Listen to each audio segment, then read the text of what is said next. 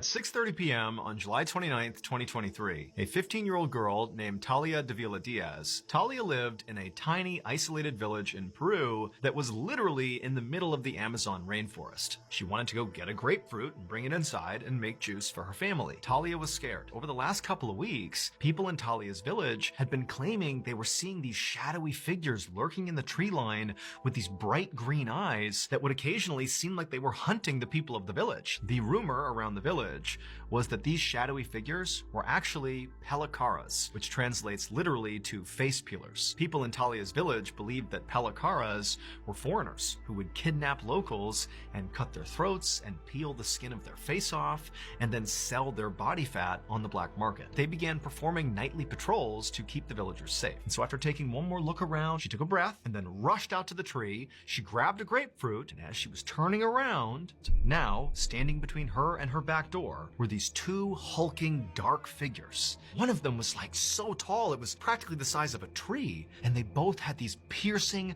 glowing green eyes. Their faces were grotesquely elongated. The really tall one began sort of gliding towards her, and then suddenly Talia was being grabbed and thrown to the ground. These two figures descended on her and pinned her there, and then one of them reached down and pressed their hand over her mouth and her nose, and then she sees the other one is holding what looked like a box cutter or a knife, and they put it right up to her neck. And so she has this sudden burst of energy, and she manages to push them off of her, and when she did, their hand came off her mouth and she screamed out for help. And then she heard footsteps, and she knew it was the night patrol coming to save her. And so at this point, the figures released Talia, and she scrambled to her feet and immediately ran towards her house right as the night patrol came bounding into her yard, and one of the men had a gun, and he raised it and began shooting in the direction of the figures. And these dark figures, they were like levitating in the sky, and they were looking down at Talia and the night patrol with their glowing green eyes, and they just drifted off into the night and disappeared. Talia ultimately would not suffer any physical injuries from this encounter,